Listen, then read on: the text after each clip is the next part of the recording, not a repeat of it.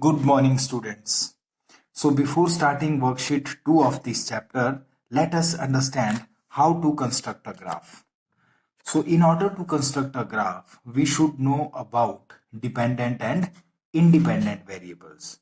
So, first of all, question rises, what are variables? So, let us understand with an example of your book. So here, example 5, we have given the values of sides, and here in the next step, we have given the areas, right? So these side and area are called variables. Now the question is, which one is taken as dependent variable and which one is taken as independent variable? So let us understand with an example. So here we have given two variables, sides and area. We know that we can write the area of a square. In the question we have given the area of square and its sides are connected by the relation side into side. So area is side into side multiply side, right? So if side is taken as 1, then area will become 1 into 1 means 2. 1 into 1, 1. Right? If side is 2, let it be 2 unit, then area is 2 into 2, 4 units. Right? If side is 3 unit, right? Then area becomes 3 into 3, 9 units. So it is very much clear from here that area depends on side. Mean to say, area depend upon side. We know that area is side into side. If side is 1, area become 1 into 1. Here area become 2 into 2. Then area become 3 into 3. It is clear from here that area depend on side. That is why area is considered as dependent variable. It is considered as dependent variable because it depend upon the side. On the other side, this side is taken as independent variable, right? So let us understand another example in a much better way. Here in this example, given below the number of sapling planted by the Eco Club members of a school in different years. So here number of sapling planted in the year 2010 is 10. Number of sapling planted in the year 2011 is 20.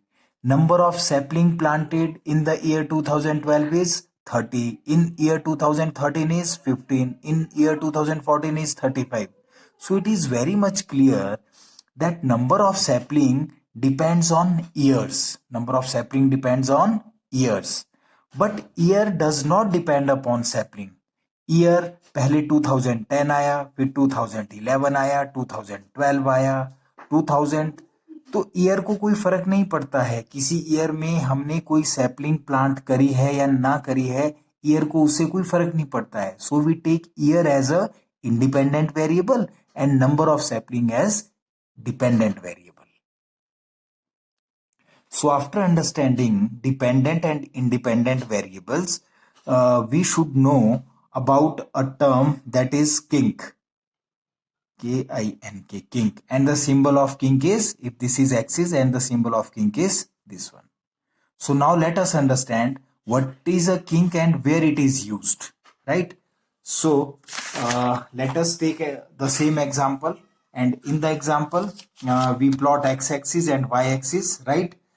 We know that years is considered as independent variable, so that is why it draw on x-axis and number of sapling on y-axis because it is dependent variable. So here the minimum value of independent variable is 2010. So at point this I represent 2010, and next point 2011, next is 2012, 2013 and so on, right? The minimum value of here independent variable is 2010. Here actually graph starts from 2010, not from 0. So that is why we put a kink in between 0 and 2010. Right? So after 2010, every unit, this is each unit, every unit is 1 year. Means each unit should be same. So along x-axis we can write, along x-axis we can write that 1 unit is equal to 1 year. Here we take 1 unit is equal to 1 year along x-axis. Now the minimum value of number of sapling is 10. So we put 10 here. Now next point should be